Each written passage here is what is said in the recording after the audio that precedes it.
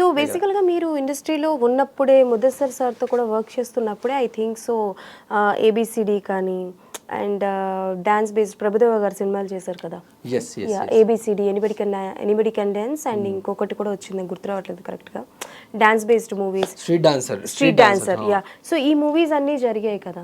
So అంటే like as an dancers అందరినీ struggling contestants అందరినీ తీసుకునేవారు కదా. యూ కాన్ మీరు ఎప్పుడు ట్రై చేయలేదా? మూవీస్ ట్రై చేయలేదు బేసిక్లీ. అదే ఇయర్లో మా జర్నీ స్టార్ట్ అయింది. అంటే ఒక పొజిషన్ సార్కి ఒక పొజిషన్ వచ్చేసింది.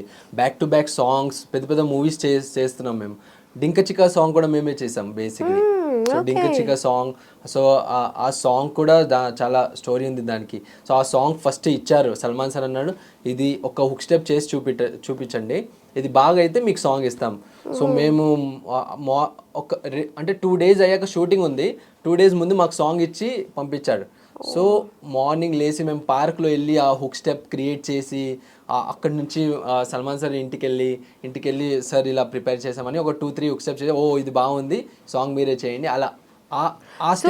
సల్మాన్ సార్ తో మీరు మాటలు చాలా క్లోజ్ అండి. సో మీకు ఆయన ఇచ్చిన బెస్ట్ కాంప్లిమెంట్ ఏంటి టిల్ ద డేట్? సో ఒక చాలా బ్యూటిఫుల్ మెమరీ ఉంది, అది చాలా బ్యూటిఫుల్ మెమరీ. అంటే నా లైఫ్లో ఎప్పుడు అది ఉంటుంది. సో సార్ బిజీ ఉండే వేరే మూవీస్కి.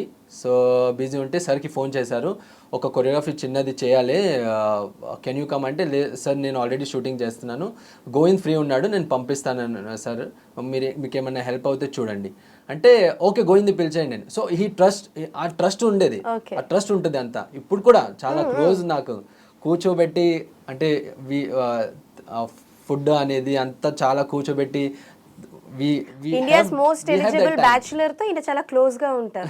ఓకే చెప్పండి. సో అక్కడికి నేను ఓకే నాకు కాల్ వచ్చింది, సల్మాన్ సార్ పిలుస్తున్నాడు, మేనేజర్ ఫోన్ చేసి సార్ పిలుస్తున్నాడు వర్క్ ఉందని. సో సార్ పిలుస్తున్నాడు అంటే ఏదైనా వర్క్ వదిలేసి నేను వెళ్ళిపోయేవాడిని.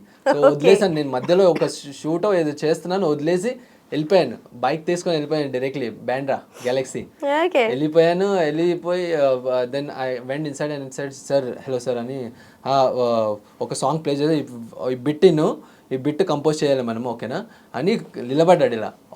ఓకే సార్ చేద్దామని నేను ఇలా జీన్స్లో వెళ్ళిపోయాను, వర్క్లో ఉండి వెళ్ళిపోయాను, ట్రాక్ సూట్ కూడా లేదు అలా రిహర్సల్స్ కోసం. సో నో ప్రాబ్లం సార్ నేను చేస్తానని ఓకే కంపోజ్ చేయని స్టార్ట్ చేసాం. సో అది ఆ సాంగ్ రాలేదు అసలుకి. పర్లేదు చెప్పండి, మేము వేసుకుంటాం ఎక్స్క్లూజివ్గా. అంటే ఒక మరాఠీ సాంగ్ ఉండే అది. సో ఆయన ప్రొడ్యూస్ చేస్తున్నారు ఆ మూవీకి. సో వేరే కొరియోగ్రాఫర్ కూడా ఉన్నాడు దానికి. ఆయన అలా ఉంటది కదా కొంచెం మన కొరియోగ్రాఫర్స్ తో చేపియడం అని. సో ఆ మ్యూజిక్ బీట్ పెట్టి ఈ దానికి కంపోజ్ చేయి ఇలానే అంటే మిలియన్స్ ఫ్యాన్స్, ఎంతో మంది ఫ్యాన్స్ ఉన్నారు, అలా స్టార్ నిలబడి కంపోజ్ చేయి అంటే ఆ ఫీల్ ఎలా ఉంటుంది. నాకు మైండ్ వర్క్ చేయట్లేదు అక్కడ. Sir okay sir. సో ఆ కాన్ఫిడెన్స్ ఒక డాన్స్ మనకు వస్తుంది, ఆ కొరియోగ్రఫీ వస్తుంది, ఆ కాన్ఫిడెన్స్ ఉండే ఓకే చేస్తాను సార్. సో ఒక 3 hours అంటే 9 o'clock నైట్ పిలిచాడు. సో వర్షం పడుతుంది చాలా అండ్ వచ్చి స్టార్ట్ చేసాం. 3 o'clock నేను ఫ్లోర్లోనే చేస్తున్నాను, మొత్తం ఇలా వర్షం ఇలా నానిపోయాను మొత్తం స్వెట్లో. సో టైర్డ్ అయిపోయి నా ప్యాంట్ అనేది టైర్ అయిపోయింది. లాస్ట్ ఒక బిట్ చేస్తుంటే టైర్ అయింది. And he was also trying that moves, ఆయన కూడా ట్రై చేస్తున్నాడు. ఓకే సో ఆ మూమెంట్ ఒక దాంట్లో పెట్టాడు ఆయన. చెప్పండి ఏ పాటలో పెట్టారో, మీరు చెప్పకపోతే మాకు ఎలా తెలుస్తుంది?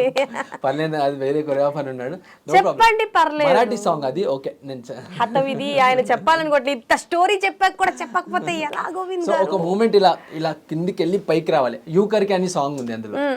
సో ఆ కిందికి వెళ్ళి ఇలా పైకి రావాలని. సో అది ప్రాక్టీస్ 3 hours చేసాం. సో ఆయన కూడా చేశాడు, నాతో కూడా చేపించాడు. సో అందులో ప్యాంట్ టైర్ అయింది. సో అది మూమెంట్ లాక్ అయిపోయింది.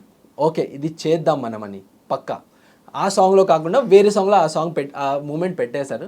కానీ అప్పుడు ఆ ప్యాంట్ టైర్ అయింది. నేనన్నా సార్ ప్యాంట్ అంటే okay no problem relax, water ఇచ్చాడు, కూర్చోబెట్టాడు, ఫుడ్ తినిపెట్టాడు. ఇన్సైడ్ వెళ్ళి ఆయన రూమ్లోకి వెళ్ళి ఇంత మూట లైక్ ఆ క్లోత్స్ ఆఫ్ ర్యాక్ ఇలా తీసుకొచ్చాడు, packed fresh packed. And he's clothes అంటే ఆయనకి బ్రాండింగ్స్ అలా వస్తుంటాయి కదా బీయింగ్ హ్యూమన్వి. సో ఆయనది బ్రాండ్. సో ఇన్ని క్లోత్స్ తీసుకొచ్చి ఇలా పెట్టాడు. నేను సార్ క్యా नेक्स्ट टाइम से ऐसा सब पैंट मत पहनना, నెక్స్ట్ టైం ऐसा पैंट मत पहनना, ये तेरे लिए गिफ्ट. నేను మొత్తం మీకు ఇచ్చారా? మొత్తం గిఫ్ట్స్ నాకు ఇచ్చాడు, మొత్తం క్లోత్స్ క్లోత్స్ నాకు ఇచ్చాడు. సో నాకు ఇలా అంటే వచ్చేస్తున్నాయి, అంటే ఏమన్నాడంటే యూ వర్క్ రియలీ హార్డ్, అందుకే ఇది నీకోసం అని ఇచ్చాడు. గ్రేట్. సో బేసికల్గా నేను ఎప్పుడో విన్నాను సల్మాన్ ఖాన్ గారు, అంటే ఐ మీన్ టు సే, అది మరి అది ఎంతవరకు నిజమో కాదో తెలీదు, ఇప్పుడు మీరు చెప్పాక అది నిజం అనిపిస్తుంది. ఎవరికో ఆయన బైక్ బాగా నచ్చింది అని అంటే ఇచ్చేస్తారు, on the spot bike keys ఇచ్చేస్తారంట. అలా నాకు ఆఫర్ చేశారు, చాలా చాలా మాటలు ఆఫర్ చేశారు. మేము అక్కడ షోస్ చేయడానికి వెళ్తే, సో డూకటి ఆయన ఫేవరెట్ డూకటి అవన్నీ. సో ఓకే సార్ వెళ్తున్నాను ఇంటికి, ఎలా వెళ్తావు సార్, వెళ్తాను సార్ క్యాబ్, లేదు నా బైక్ ఉంది తీసుకెళ్ళి, ఇలా అని కీజ్ ఇచ్చేసేవాడు, లే పెట్టుకో అని. సో మనం తీసుకోము, కానీ ఆ ఫీలింగ్తో ఇచ్చేవాడు. సో హీ నెవర్ థింక్, ఒక్క మాట కూడా అలా ఆలోచించాడు, ఓకే ఇది నాదా అది. So he always open hearted, అంటే ఏం అది అలా చేసేస్తాడు. బేసికల్గా ఇంత పాజిటివ్గా మీరు ఆయన గురించి చెప్తున్నారు కదా, సో చాలా వరకు కొంతవరకు నెగిటివిటీ వింటూ ఉంటాము, కొంచెం కోపం ఎక్కువ అని, అంటే లైక్ ఫ్యాన్స్ని కూడా ఎక్కువ పట్టించుకోరు, ఫొటోస్ అడిగినా కొడుతూ ఉంటారు, తోసేస్తూ ఉంటారు, ఇలాంటివి వింటూ ఉంటాం కదా. When you listen such kind of things ఏమనిపిస్తూ ఉంటుంది? అలా ఏం లేదండి, చూడండి he's a millionaire star, actually చాలా పెద్ద స్టార్ ఆయన. సో థ్రెట్స్ వస్తుంటాయి, పాజిటివ్గా కూడా కమెంట్స్ పెడతారు, నెగిటివ్గా కూడా కమెంట్స్ పెడతారు. సో కొందరు ఫ్యాన్స్ ఉన్నారు కదా, వాళ్ళ ప్రాబ్లం కూడా అది. సో రావడం ఇక్కడ ఇలా ఎంట్రీ అవుతే తోసేస్తారు చాలా ఎక్కువ. సో ఆ సెక్యూరిటీ వల్ల హీ గెట్ కొంచెం కాన్షియస్ అయ్యి అలా అవుతుంది. ఇంకేంటంటే ఆయన సెక్యూరిటీ చాలా స్ట్రాంగ్, అంటే ఇప్పుడు సపోజ్ నేను వెళ్ళాను అనుకో అక్కడ, సో ఒక 2 times చూసి నన్ను లోపలికి పంపిస్తారు, కానీ పంపిస్తారు, okay he is a person. So ఇప్పుడు కూడా తెలియాలి కొంచెం, తెలియాలి 100%. ఆయన సెక్యూరిటీ అంతా నాకు క్లోజ్ తెలుసు. సో ఇప్పుడు కూడా నేను గెలాక్సీ అపార్ట్మెంట్లో గేట్ దగ్గరికి వెళ్తే ఇలా చూసి ఓపెన్ చేసేస్తారు. అంత పరిచయం ఉంది మనకు. ఓకే. సో బాలీవుడ్ లో you are very well known, మంచి స్టార్ తో కూడా వర్క్ చేశారు. బట్ ఇప్పుడు టాలీవుడ్ విషయానికి వస్తే జర్నీ ఎలా స్టార్ట్ అయింది? అంటే your start your journey from reality Xhosa or else ఏదైనా మూవీస్ చేశారా, ఎవరి దగ్గరైనా చేశారా? నేను యాక్చువల్లీ ఇక్కడికి వచ్చాక, సో డీ జోడీ చేశాక చాలా గ్యాప్ వచ్చేసింది. డీ జోడీ చేశాను as an contestant or choreographer? Contestant choreographer and contestant also, you can contestant choreographer and also contestant అంటే ఎలా తీసుకోవాలి మేము? సో బేసికలీ జీతు మాస్టర్ ఇప్పుడు he's a good choreographer. So ఆయన అప్పుడు డీ జోడీకి, సో బేసికలీ జై హో అని ఒక మూవీ వచ్చింది సల్మాన్ ఖాన్ ది. సో అక్కడ జానీ మాస్టర్ కూడా కొరియోగ్రాఫర్, ముదస్సర్ ఖాన్ కూడా కొరియోగ్రాఫర్. సో జానీ మాస్టర్ కి జీతు అసిస్టెంట్, మన ముదస్సర్ ఖాన్ కి నేను యాజ్ అసిస్టెంట్. మీరు అన్నది మన సిటీ మార్ సాంగ్ అది కాదు, జై హో అని ఒక చాలా ఫస్ట్ మూవీ వచ్చింది, అంటే కొంచెం అంతే మన తెలుగు సినిమా రీమేక్.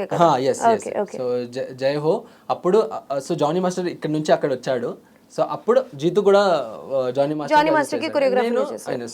సో ఇద్దరు 2 choreographers was doing one song, like inputs ఇచ్చేవారు.